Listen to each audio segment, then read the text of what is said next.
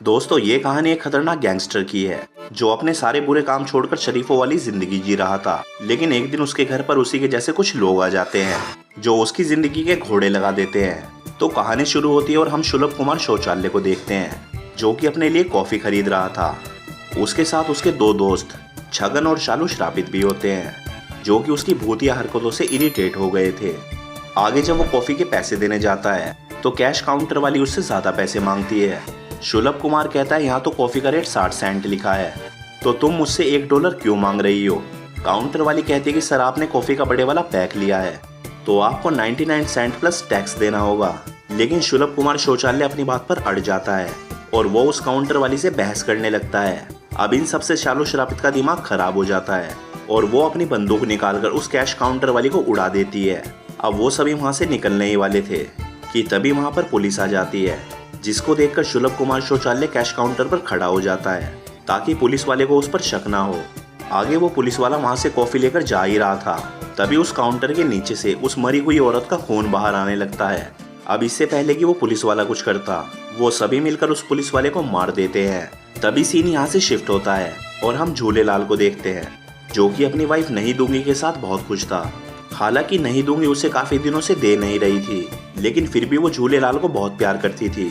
यहाँ पर हम देखते हैं नहीं दूंगी अपने काम में बहुत बिजी रहती थी और दिन भर अपने बॉस के पिछवाड़े में ही घुसी रहती थी। आगे जब झूलेलाल अपना काम कर रहा था तभी उसके घर की घंटी बजती है। वो दरवाजा खोलता है और बाहर देखता है कि वहाँ पर उसका दोस्त सुलभ कुमार आया हुआ होता है और ये वही साला गुंडा है जिसको हमने कहानी की शुरुआत में देखा था। अब झूलेलाल उसको देखकर बहुत खुश होता है, जिसके बाद सुलभ कुमार उसे बताता है कि अब उसने सारे गलत काम छोड़ दिए और कुछ ही दिनों में वो अपनी गर्लफ्रेंड से शादी करने जा रहा है। झूलेलाल उसकी बात सुनकर बहुत खुश होता है और उसे कहता है कि अच्छा हुआ तुमने वो बुराई का रास्ता छोड़ दिया, अब तुम भी हम लोगों की तरह खुशी खुशी जी पाओगे। फिर जाने से पहले झूलेलाल कहता है, मेरी तो आज रात पेरिस की फ्लाइट है, लेकिन मुझे अभी किसी काम से शहर जाना है, तो क्या तुम मुझे थोड़ी देर के लिए अपनी कार दे सकते हो। अब झूलेलाल भी उस पर विश्वास करके उसे अपनी BMW दे देता है, जिसको लेकर सुलभ कुमार शौचालय वहाँ से चला जाता है। आगे जब झूलेलाल अपना काम कर रहा था तभी उसे अपनी पुरानी बातें याद आने लगती है जब वो नौकरी पाने के लिए तैयारियां कर रहा था। इसी दौरान उसके पास एक वेट्रेस आती है जो कोई और नहीं बल्कि उसकी वाइफ कलदूंगी होती है।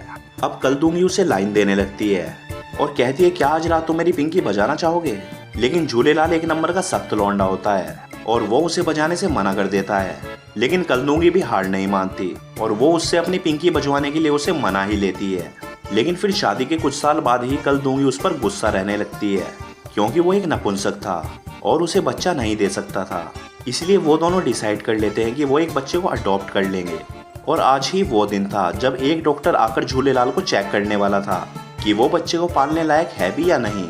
आगे जब झूलेलाल अपने घर में घूम रहा था तभी उसकी नजर सुलभ कुमार के ब्रीफ केस पर पड़ती है जो कि वो उसके घर पर ही छोड़ गया था। अब उस ब्रीफ केस को देखकर झूलेलाल के पिछवाड़े में खुजली मच रही थी और वो उसे खोलना चाहता था। अब कुछ देर तक तो वो उस ब्रीफ केस को घूरता है और जब उससे रहा नहीं जाता तो वो उस ब्रीफ केस को खोल देता है। उधर दूसरी तरफ हम सुलभ कुमार को देखते हैं जिसको झूलेलाल फोन करता है और उसे कहता है, खोपड़ी के तू मेरे घर पर ड्रग्स छोड़कर गया है। सुलभ कुमार कहता है, ये मेरी आखिरी डील है, इसके बाद मैं ये देश छोड़कर यहाँ से चला जाऊंगा। झूलेलाल कहता है, अगर 15 मिनट में आकर तू अपना बैग लेकर नहीं गया तो मैं इस बैग को पुलिस को दे दूंगा। सुलभ कुमार शौचालय कहता है, मैं आज रात को आकर इस बैग को ले जाऊंगा, पर तब तक तू इसका ध्यान रखना। और ये बोलकर वो फोन काट देता है। लेकिन झूलेलाल इस बात से इतना ज्यादा भड़क जाता है कि वो पूरे 100 मिलियन के गांजे को सिंक में फ्लश कर देता है। फिर कुछ देर बाद उसके घर की घंटी बजती है जहाँ पर बाहर एक पिज्जा डिलीवरी वाला आया हुआ था। झूलेलाल बाहर आता है और कहता है, मैंने तो कोई पिज्जा नहीं मंगवाया। अब वो आदमी वहाँ से जाने लगता है पर तभी झूलेलाल उसे कहता है, चलो ठीक है, मैं ये पिज्जा तुमसे खरीद लेता हूँ, जो कहकर वो उसे घर के अंदर बुला लेता है। लेकिन तभी वो आदमी उसे एक घुसंट पिलाता है और उसे अपनी गन पॉइंट पर ले लेता है। वो उससे पूछता है कि माल किधर है। झूलेलाल कहता है कि वो तो मैं कब का फ्लश कर चुका हूँ। कालिया कहता है, खोपड़ी के तूने करोड़ों रुपए का माल फ्लश कर दिया। फिर वो अपने बॉस को फोन लगाता है और उसे कहता है कि इस चुन्नू चूतिए ने तो सारा माल फ्लश कर दिया। अब ये सुनकर उसके बॉस की फट जाती है और वो उसे झूलेलाल को मारने का ऑर्डर देता है। अब कालिया उसे टपकाने ही वाला था। इस पर झूलेलाल कहता है कि मरने से पहले मुझे माल फूकना है। कालिया भी उसकी बात मान जाता है, जिसके बाद वो दोनों वहाँ पर बैठकर माल फूकने लगते हैं। फिर कुछ देर बाद जब कालिया पूरी तरह से भंड हो जाता है तभी मौका देखकर झूलेलाल उससे बंदूक छीन लेता है और उसे मार मार कर बेहोश कर देता है। फिर थोड़ी देर बाद जब कालिया को होश आता है तो वो देखता है कि झूलेलाल ने उसे बांधकर बेसमेंट में बंद कर दिया है। वो उसे कहता है, भूतनी के जो तू काम अब कर रहा है, चूतिए, वो काम मैं बचपन में करके छोड़ चुका हूँ। तभी फिर से उसके घर की घंटी बजती है और जब वो गेट से बाहर देखता है तो बाहर वही डॉक्टर होता है जो अनाथ आश्रम से झूलेलाल को चेक करने आया था। अब उसके अंदर आने से पहले झूलेलाल पूरे घर की सफाई कर देता है ताकि डॉक्टर को उस पर शक ना हो। फिर डॉक्टर घर के अंदर आता है और उसे बताता है कि बच्चे को अडॉप्ट करने से पहले मुझे तुम्हारे कुछ टेस्ट लेने होंगे और अगर तुम इसमें पास हो गए तभी तुम और तुम्हारी पत्नी इस बच्चे को अडॉप्ट कर सकते हो। आगे वो उससे कुछ सवाल पूछने लगता है, पर तभी झूलेलाल की नज़र सामने पड़े हुए कालिया की गन पर पड़ती है जिसको वो उठाकर तुरंत फ्रिज में छुपा देता है। उधर हम दूसरी तरफ शानदार मालदार शालू श्रापित को देखते हैं जो कि सुलभ शौचालय का पीछा करते करते झूलेलाल के घर तक आ जाती है। वो उसे कहती है कि तुम ही हो सुलभ शौचालय के दोस्त झूलेलाल। झूलेलाल उसे नीचे से ऊपर तक देखता है और शालू श्रापित पूछती है, क्या मैं अंदर आ सकती हूँ? जिस पर झूलेलाल कहता है, तुम्हारे अंदर तो मुझे आना है लेकिन फिलहाल मैं बिजी हूँ, तुम कल आना। लेकिन शालू श्रापित जबरदस्ती उसके घर में घुस जाती है। फिर वो डॉक्टर के पास आती है और उसे कहती है कि डॉक्टर साहब, मुझे एक बीमारी है।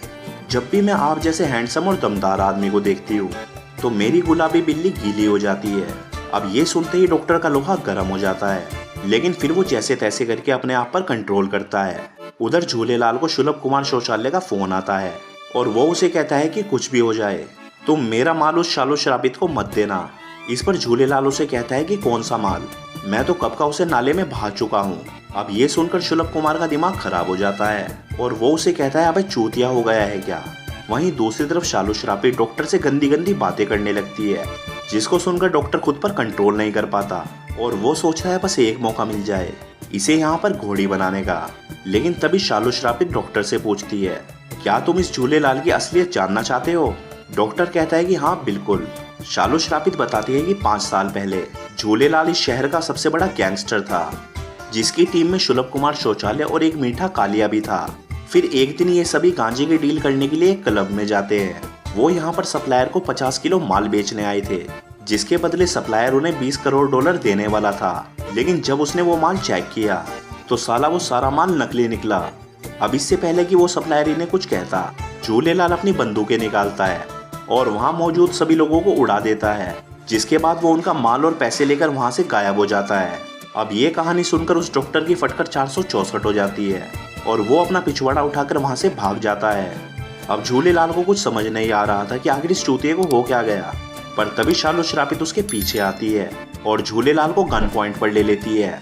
इसके बाद वो उसे कुर्सी से बांध देती है और उससे पूछती है कि माल कहाँ है। झूलेलाल कहता है कि मैं पहले भी बता चुका हूँ, सारा माल मैंने फ्लश कर दिया। शालू श्रापित कहती है कि तू उस माल को डाल अपनी गांड में, मुझे ये जानना है कि वो पैसे कहाँ हैं जो तूने उस क्लब से चुराए थे। झूलेलाल कहता है कि मेरे पास कोई पैसा नहीं है, मैं तो एक गरीब आर्किटेक्ट हूँ जिसे अपनी बीवी को खुश रखने के लिए दिन रात मजदूरी करनी पड़ती है। शालू श्रापित कहती है कि मुझे पता है तुम कितने खतरनाक आदमी हो और मुझे हमेशा से ही तुम जैसे मर्द बहुत पसंद आते हैं। झूलेलाल कहता है कि शायद सुलभ कुमार शौचालय ने तुम्हें पूरी कहानी नहीं सुनाई। तभी हम फ्लैशबैक का सीन देखते हैं जहाँ पर हम देखते हैं जब झूलेलाल ने सभी लोगों को मार डाला था तभी उससे गलती से एक प्रेग्नेंट औरत भी मारी गई थी। अब इस बात से झूलेलाल को इतना ज्यादा पछतावा हुआ कि उसने फैसला कर लिया कि वो अब गुंडागर्दी छोड़कर एक शरीफ इंसान बन जाएगा। अब शालू श्रापित को उसकी किसी भी बात पर यकीन नहीं होता और वो उसे कहती है कि तुम्हारी इस चूतिया स्टोरी सुनकर मुझे कुछ भी फील नहीं हुआ, लेकिन अगर तुमने मुझे पैसों के बारे में नहीं बताया तो मैं तुम्हारे साथ यहीं पर ही मजदूरी करने लग जाऊंगी। झूलेलाल कहता है कि मैं तुम्हारी जैसी कमीनी लड़की के साथ मजदूरी तो क्या, तुम्हें अपना नुन्नू तक हाथ नहीं लगाने दूं। लेकिन तभी शालू श्रापित उसकी वाइफ की फोटो उठाकर उसके सामने रख देती है, जिसके बाद वो सबसे पहले उसका मुंह में लेती है और जब झूलेलाल का मूड पूरी तरह से बन जाता है तो शालू श्रापित उसके ऊपर चढ़कर दबा दबा कर मजदूरी करने लगती है। हम देखते हैं कि झूलेलाल ऐसा नहीं चाहता था क्योंकि वो अपनी वाइफ से बहुत ज्यादा प्यार करता था और उसे धोखा नहीं देना चाहता था। लेकिन शालू श्रापित भी कहाँ मानने वाली थी और वो उसके साथ खुलकर मजे करने लगती है। अब ये कार्यक्रम जोरों शोरों से चल ही रहा था, लेकिन तभी पीछे से शालू श्रापित को कोई गोली मारकर ढेर कर देता है। तभी यहाँ पर हम इस ग्रुप के तीसरे मेंबर छगन को देखते हैं और ये भी यहाँ पर झूलेलाल से माल लेने आया था। फिर वो अपना हथियार निकालता है और झूलेलाल से कहता है जल्दी बता पैसे कहाँ पर हैं, और अगर तूने नहीं बताया तो मैं तेरे शरीर के टुकड़े कर दूंगा। और अब वो उसे मारने ही वाला था। तभी वहाँ पर पुलिस आ जाती है। छगन को लगता है कि शायद पुलिस झूलेलाल के घर पर आई है, इसलिए वो खिड़की से बाहर देखने लगता है। वहीं झूलेलाल कुर्सी से खुद को छुड़ा लेता है और एक फ्राई पैन लेकर वहाँ पर कुर्सी पर बैठ जाता है ताकि छगन को उस पर शक ना हो। फिर छगन उसके पास आता है और कहता है कि पुलिस तो किसी और को पकड़ने आई थी। अब वो फिर से अपना हथियार निकालकर झूलेलाल को मारने ही वाला था। तभी झूलेलाल उसी फ्राइंग पैन से उस पर हमला कर देता है और उसे मार पीट कर उसी पिज्जा वाले कालिए के पास लटका देता है। तभी झूलेलाल को सुलभ कुमार शौचालय का फोन आता है, जो उसे कहता है कि मैं अब तेरे घर वापस नहीं आ पाऊंगा क्योंकि मेरे पीछे रशियन माफिया पड़ गई है और शायद आज का दिन मेरा आखिरी दिन हो सकता है। और तभी हम देखते हैं कि सुलभ कुमार शौचालय गोलियों से छलनी हुआ पड़ा है। झूलेलाल को लगता है शायद अब सब कुछ नॉर्मल हो चुका है, इसलिए वो अब पूरे घर की साफ सफाई करता है। इस दौरान वो ये भी डिसाइड करता है कि वो अपनी पत्नी कलदूंगी को अपने पास्ट के बारे में सब कुछ बता देगा। पर तभी फिर से उसके घर की घंटी बजती है और जब वो दरवाजा खोलता है तो बाहर एक पुलिस वाला आया हुआ होता है। वो उसके घर के अंदर आता है और झूलेलाल को उसी कार की चाबी देता है जो झूलेलाल ने सुबह सुलभ कुमार को दी थी, जिसका मतलब था ये पुलिस वाला वही रशियन माफिया है। वो झूलेलाल के लिए एक पार्सल लाया था जिसके अंदर सुलभ कुमार शौचालय की कटी हुई खोपड़ी पड़ी थी। आगे वो उससे बाकी हरामियों के बारे में पूछता है, जिस पर झूलेलाल उसे अपने बेसमेंट में ले जाता है जहाँ पर वो दोनों लटके पड़े थे। फिर वो पुलिस वाला उन दोनों को टपका देता है और वहाँ से चला जाता है। इसके बाद झूलेलाल उन दोनों की बॉडी के टुकड़े टुकड़े करके उनको कचरे में फेंक देता है। हम देखते हैं कि झूलेलाल अपनी साधारण जिंदगी से बहुत परेशान हो चुका था, इसलिए वो डिसाइड करता है कि वो वापस पहले जैसा हरामी बनेगा। तभी वो अपनी कार का एक टायर निकालता है और जैसे ही वो उस टायर को अंदर से खोलता है हम देखते हैं कि उसमें वही पैसे होते हैं जिसके लिए वो सभी लोग उसके पीछे पड़े हुए थे। इसका मतलब था ये पैसे शुरुआत से ही झूलेलाल के पास में ही थे। वहीं दूसरी तरफ हम कलदूंगी को देखते हैं जो कि अपने बॉस के साथ अपनी पिंकी बिटवाने एक होटल में जा रही थी। लेकिन तभी वहां पर झूलेलाल आ जाता है और उसे कहता है चलो हम यहाँ से कहीं दूर चलते हैं। कलदूंगी कहती है कि तुम जैसे फुकरे के पास तो पैसे नहीं है तो मैं तुम्हारे साथ जाकर क्या करूंगी। तभी झूलेलाल उसे वही पैसों वाला ब्रीफकेस दिखाता है जिसको देखकर उस गोल्ड डिगर के मन में लालच आ जाता है और वो झूलेलाल के साथ कार में बैठकर वहां से निकल जाती है। और दोस्तों इसी के साथ ये मूवी यहीं पर खत्म हो जाती है।